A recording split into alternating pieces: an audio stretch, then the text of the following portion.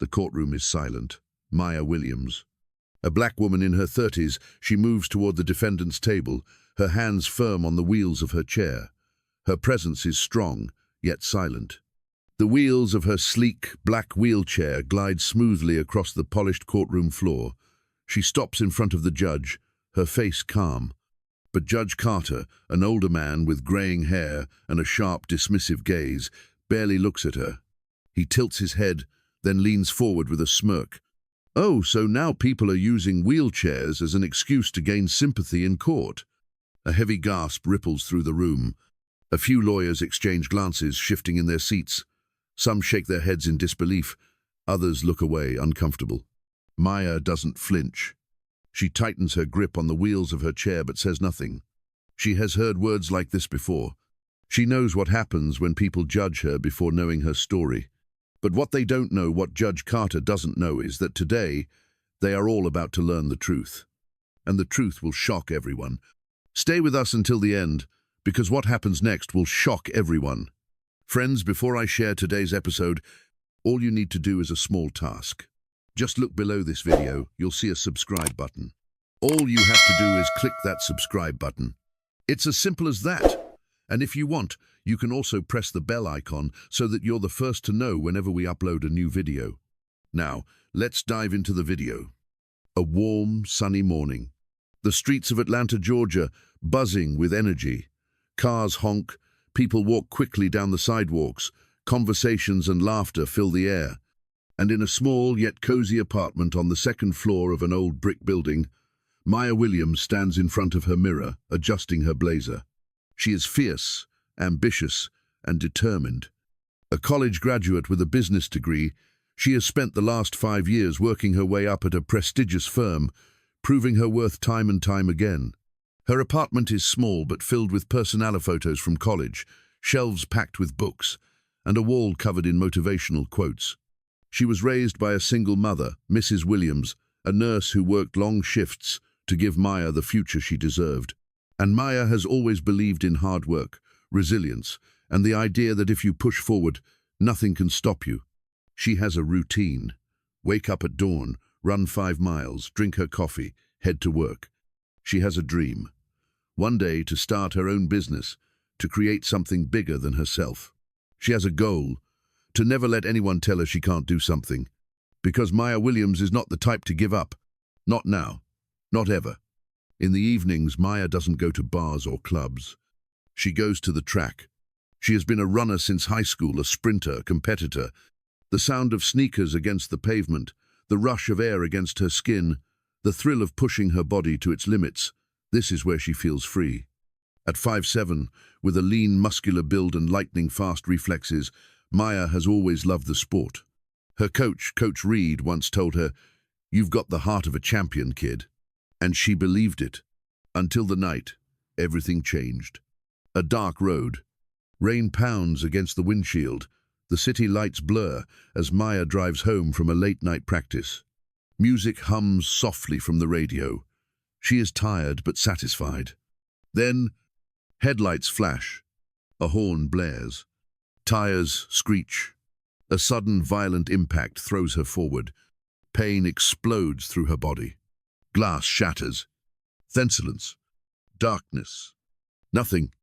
The world comes back in fragments. The sound of beeping machines. The scent of antiseptic. A dull, throbbing pain in her body. Maya blinks slowly, her vision blurry. She tries to move her legs. Nothing. Her heart pounds in panic. Her mother's voice, soft and trembling, breaks through the fog. "Baby, the doctors. They said your spine." She can't finish. She doesn't have to. Maya already knows. Her legs are gone. Her world has changed forever. Weeks turn into months. Maya sits by the window, watching life go on without her. She sees people running, walking, laughing. She sees her old self in them. And she wonders if that part of her is gone forever. The whispers of pity and doubt surround her. Friends who used to call stop reaching out. People talk about her like she's already lost. But the worst voice, the loudest one, is inside her own head. "What's the point now? You'll never be the same. You're not an athlete anymore. For the first time in her life, Maya Williams wants to quit. Until one night, she is alone in her room, scrolling through her phone, and she sees a video. Paralympic athletes, racing, competing, winning. Their arms pushing their wheels with force, speed, and determination. They are not weak. They are not broken. They are warriors. And for the first time in a long time, Maya feels something spark inside her. A thought, a question. What if I could do that? She takes a deep breath, and she makes a decision. She won't stop fighting. Not now. Not ever. She lost everything, but she was about to find her true strength. The office is bright, clean, professional. The kind of place where people move fast, talk fast, and think fast. For the past 5 years, Maya Williams had been a part of ITONE of the best employees at Collins and Tate Consulting. Her work was flawless, her ideas innovative. Before the accident, she walked into this building with confidence and purpose. Now, she rolls through the hallways in her wheelchair, and people act like they don't know her anymore. She used to be invited to team meetings. Now, they hold them in rooms without ramps. She used to lead presentations. Now they assign them to someone else. Colleagues who once laughed at her jokes, shared lunch with her, asked for her advice now, they keep their conversations short. She hears whispers in break rooms. It's a shame. She was so talented. She's just not the same anymore. They don't think she hears, but she does. One afternoon, Maya's phone rings. Mr. Collins, her boss, wants to see her. She rolls into his office, her heart beating a little faster than usual. Mr. Collins sits behind his large mahogany desk, his hands folded neatly. His expression is neutral, but Maya knows something is off. Maya, we appreciate everything you've done for this company. A pause. Her stomach tightens. She has heard this kind of tone before. It's the tone people use before they say something terrible. But after careful evaluation, we've decided that your position requires a level of mobility that, unfortunately, you can no longer provide. Maya blinks. The words feel distant, like she's hearing them underwater. She grips the arms of her wheelchair, steadying herself. Excuse me? Mr. Collins sighs, as if this is difficult for him. We need someone who can move quickly around the office, attend on-site meetings, travel if needed. It's nothing personal, it's just business. Maya's jaw tightens. She keeps her voice calm, controlled. I've been doing my job perfectly fine from my desk. My numbers haven't changed. My productivity is the same. So tell me, how exactly does mobility affect my ability to analyze data and build business strategies? Silence. A flicker of unease crosses Mr. Collins's face, but only for a second. Then he leans back and shrugs. I'm sorry, Maya. We've already made our decision. Effective immediately, your position is terminated. Maya doesn't move right away. She stares at him, waiting for him to take it back, for him to realize how wrong this is. But he just picks up a pen and starts signing papers, like she was never here, like she never mattered. Her hands tighten into fists. She won't beg. She won't plead. She has worked too hard for that. Instead, she turns herself around, grips her wheels and rolls out of the office. Heads turn. People glance at her, then quickly look away. No one speaks. No one stops her. And that hurts more than anything. She gets home, throws her bag aside, and just sits there. The anger boils inside her. Not just anger, pain, betrayal, humiliation. She did everything right. She worked hard. She proved herself. And still, they only saw the wheelchair. She stares at the wall, numb. And for the first time since the accident, she feels like maybe they were right. Maybe she really isn't enough anymore. Maybe she should just accept it. But then, her eyes land on a framed picture on the shelf. It's from years ago. Her first big track race. She's standing on the first-place podium, holding a gold medal, smiling. Her mother's words echo in her head. You were born to fight, Maya. Never let anyone tell you who you are. Something clicks. The anger inside her burns brighter. She refuses to let them win. She wipes her eyes, sits up straighter. Then she reaches for her laptop, and she starts researching disability discrimination laws. If they think they can take away her worth, They have no idea who they're dealing with. 2 weeks later, papers are served to Collins and Tate Consulting. Maya Williams versus Collins and Tate, wrongful termination case. And just like that, the fight is on. They took everything from her. Now she's taking them to court. Maya did not stop fighting. She refused to let her job, her accident, or the world's judgment define her. If they saw her as weak, she would show them what true strength looked like. She had always been an athlete, a runner, a competitor. If she couldn't run, she would race another way. One evening, she went to a local adaptive sports center. She saw athletes like her, people in wheelchairs, training, sweating, pushing their limits. She met Coach Daniels, a retired Paralympic champion, who watched her as she tested a racing wheelchair for the first time. It was harder than she expected. The chair was light, but every push burned her arms. Her speed was terrible. She was nowhere near the others. But she refused to quit. One more push, one more lap, one more day. That became her motto. The first month was brutal. Blisters on her hands, sore muscles, days where she could barely move. She failed, again and again. She was too slow, too weak. And the doubt crept in. Maybe I'll never be as fast as them. But then she remembered something. Her old coach's words from years ago. You don't wait for strength, you build it. So she pushed harder. She trained morning and night, lifting weights, strengthening her arms, shoulders, back, racing against the clock, shaving off seconds every week, until one day, she wasn't slow anymore. She wasn't falling behind. She was leading, and Coach Daniels took notice. You're ready for the next step. Months later, Maya qualified for her first national championship. It was the biggest moment of her life since the accident. The stadium was packed. The announcer called her name. She rolled to the starting line of the 100-meter wheelchair sprint. Her heart hammered. This was it. The race began. The sound of the gunshot echoed through the stadium. She pushed forward, arms pumping, wheels spinning. For the first 50 meters, she trailed behind. Her breath came in sharp bursts. A competitor came up beside her too close. For a second, she thought she might lose. But then, she remembered every late-night training session, every moment of pain, of doubt, of people telling her she couldn't do it. And she pushed harder than ever before. With one final surge, crossed the finish line. First place. She looked up at the scoreboard. A new personal best time. The crowd roared. Tears filled her eyes. She had done it. Not just for herself, but for everyone who ever doubted her. For everyone who had ever been told they weren't good enough. And this was only the beginning. Over the next 2 years, Maya became a force in wheelchair racing. She won national races. She competed against the best athletes in the country.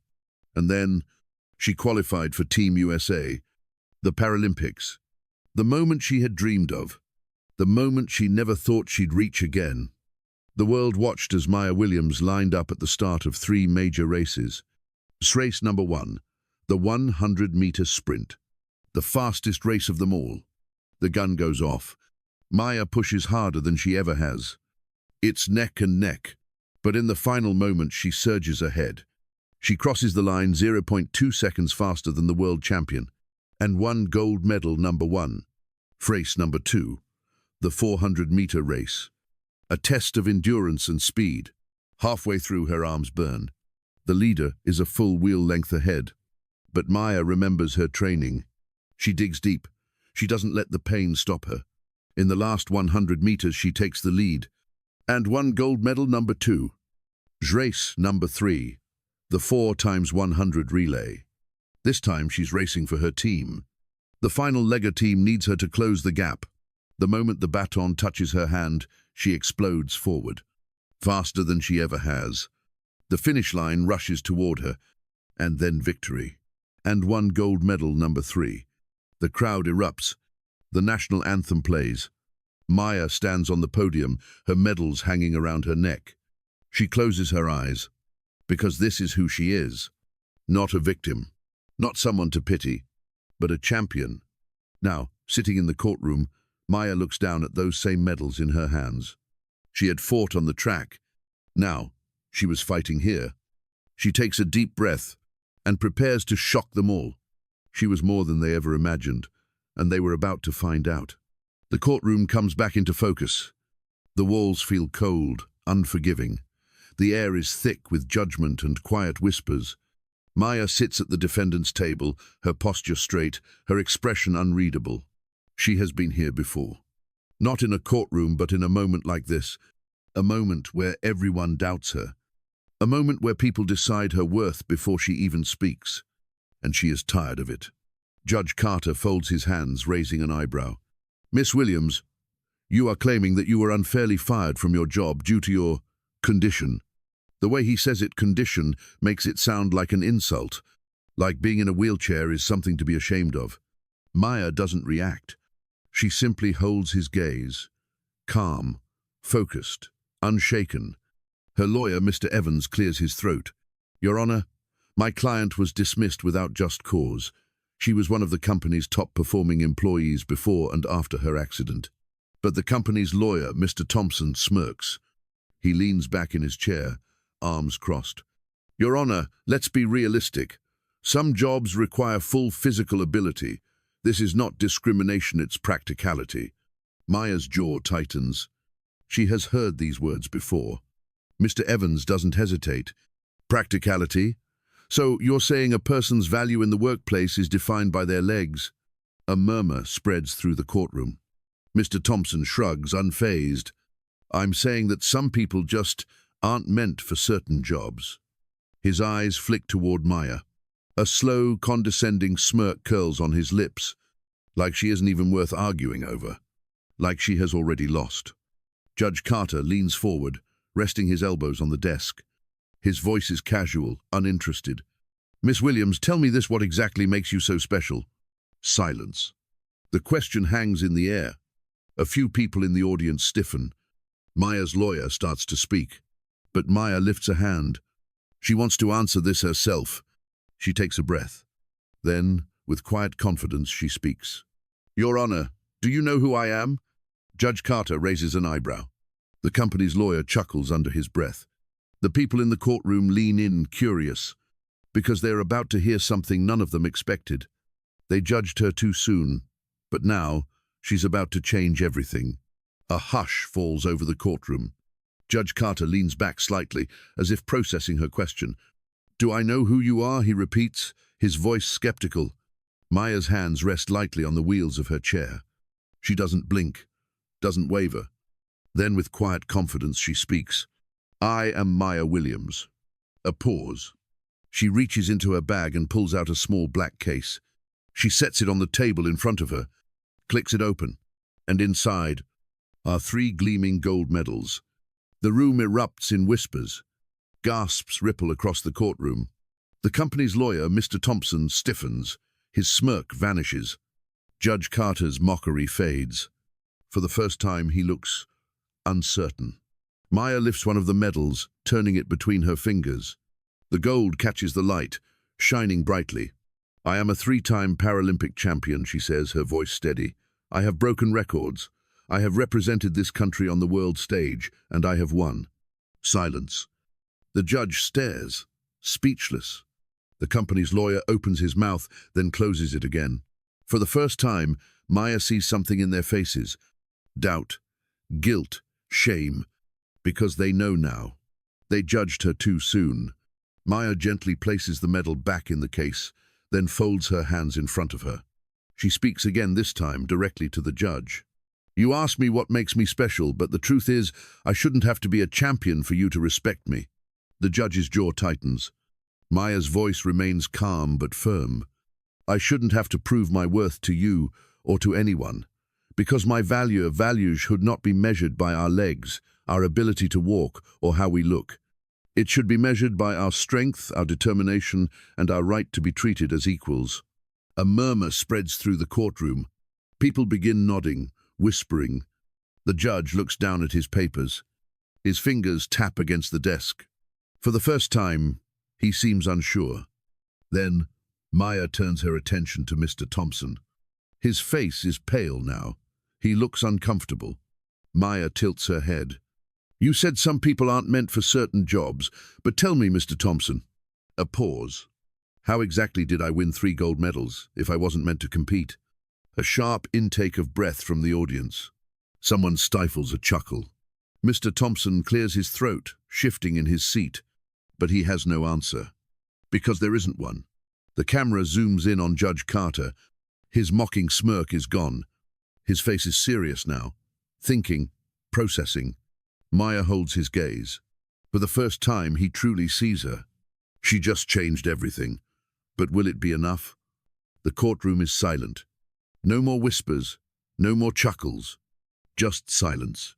Judge Carter sits stiffly in his chair, his fingers interlocked on the desk. His face is unreadable, but his eyes no longer hold the same arrogance. He clears his throat, adjusts his glasses.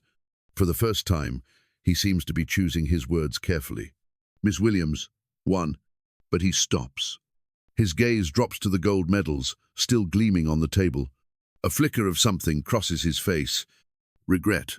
Maybe even shame. He looks back at Maya, and for the first time he truly sees her. Not as a woman in a wheelchair, not as a case number, but as a fighter, a champion, a person. She doesn't smirk. She doesn't gloat. She simply watches, because she has already won something greater than a court case. She has won his respect. Judge Carter exhales slowly, then leans forward. His voice is lower now, softer. Miss Williams, I misjudged you. The words feel heavy. Maya tilts her head slightly, studying him. The judge takes another breath, then continues. And I suspect I am not the only one in this room who has. He glances toward the company's lawyer, Mr. Thompson. The lawyer shifts in his seat, suddenly uncomfortable. The judge leans back, pressing his hands together. Then he makes his ruling. This court finds that Miss Williams was unjustly terminated.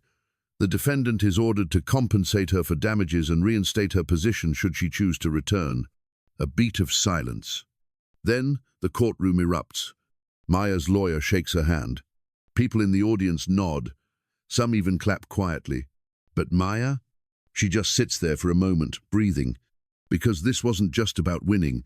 It was about being seen. And today, she was. As Maya gathers her things, Judge Carter does something unexpected. He stands. Miss Williams. Maya pauses, looking up. Judge Carter meets her gaze. There is no arrogance this time. No judgment. Just something Maya never expected to see. Respect. I misjudged you, he says quietly, and I won't make that mistake again. Maya studies him for a moment. Then she nods. Not because she needs his approval, but because she has already won. She didn't just win her case. She changed the way they saw her. The courtroom doors swing open. Maya rolls outside, her lawyer by her side. The sun is bright. The air feels lighter. For the first time in a long time, she can breathe. Her mother, Mrs. Williams, rushes toward her. Tears shine in her eyes. "You did it, baby," she cries, wrapping her arms around Maya. Maya lets out a shaky breath. She hadn't realized how much she needed this moment. Her mother pulls back, holding Maya's face in her hands. "I always knew you would prove them wrong." Maya smiles, not because she won the case, but because she won something bigger. The story goes viral. Headlines flash across screens. Paralympic champion wins landmark disability case. Judge mocks woman in wheelchair regrets it in court. Social media explodes with support. Thousands of comments flood in. A young girl in a wheelchair posts online, "Maya, you're my hero. Because of you, I believe I can do anything." Maya watches the video, her heart full. She wipes away a tear. Because this is bigger than her. This is about every person who has ever been told they weren't good enough. Because strength isn't about walking. It isn't about what people expect from you. It's about who you decide to be. And Maya Williams, she decided to be unstoppable. She didn't just win her case, she won her future. Tell us your story in the comments. Have you ever faced discrimination, doubt, or unfair treatment? How did you prove them wrong? We want to hear from you. If Maya's journey inspired you, make sure to like, share, and subscribe for more powerful stories that challenge the way we see the world. And don't forget to turn on notifications so you never miss a story that could change your perspective.